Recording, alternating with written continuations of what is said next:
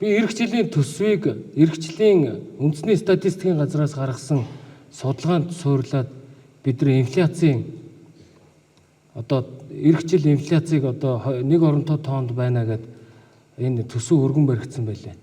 Энтэй уялдуулаад жил болгон энэ юугаа уялдуулж явъя. Тарифыг өсгөж явъя. Гол нь та хэдээс би үр дүн гүйцэтгэл нэг тийм чих халууцуулахгүй байх юм бодооч. Тэнд мөстөө байсан ч миний буруу. Тэнд цас оорсон байсан ч миний буруу болж байгаа шүү дээ. Яг тэгвэл манай нөгөө сөрөг хүчинд чи ажил хийж байгаа хүнтэй л одоо ноцолдчихэж өөрсдийнхөө одоо рейтингийг өсгөх нь намайг харлуулвал муу байлгавал 28 онд ялна гэдэг нэг юм өчүүхэн бодолтой байж байна. Дээр нь би бас энэ ядцсан улс төр хийж байгаа хүмүүст бас нэг зүйл хэлмээр байгаа.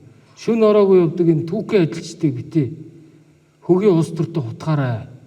Хоёр нарны хооронд өдөр шөнөгүй ажиллаж байгаа. Цас ороход өдөр шөнөгүй ажилдаг. Бороо тийм ээ байгалийн гам шиг бүх юм тохиолдсон үед энэ хүмүүс ажилдаг. Тийм ч учраас би эх жил ч гэсэн энэ түүхийн ажилтны цалин нэмнэ. Инфляцтай уялдуулж. Энийг та хэд би тарифыг өсгөж өгнө. Та хэд яг уялдуулж нэмэх ёстой. Хэдүүлээ энэ дэлхийн нийт хөгжиж байгаа улс орнууд, хөгжсөн улс орнууд хиймэл оюун ухаан яриад байна.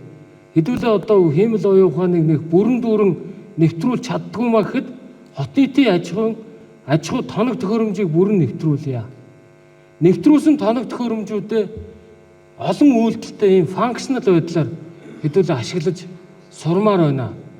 Энэ олон тэр түүсүүд тоноглолуудыг авах тал дээр өнөөдөр та бүхэн захирчийн ажлын албанд захиалга өгөө.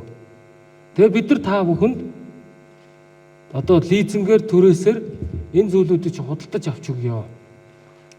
Эх жилээс эхлээд бүх хайс ажлуудаа хэдүүлээ тоног төхөөрөмж явуулаад 7 хоног бол угаадаг болмоор байна. Үүнтэй холбоотой захирчийн ажлын алба энэ хот цэвэрлэгээнийхээ тэр үнэлгээний аргачлалын тэр одоо шинжлэх ийм шаардлагууд байна. Би энд ирсэн та хэдэд амлсан. Би амлсандаа хүрсэн. Хот нийтийн аж ахуй.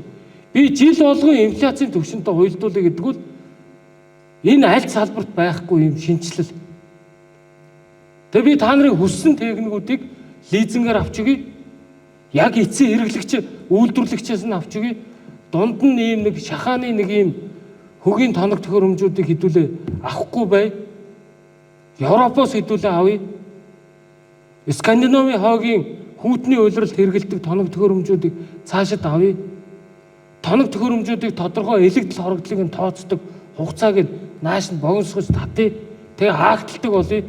Магадгүй хаагдталсныг хөдөө аймагуудад хэдүүлээ хямдруулаад өгдөг энэ зарчим руу явъя л гэж байна.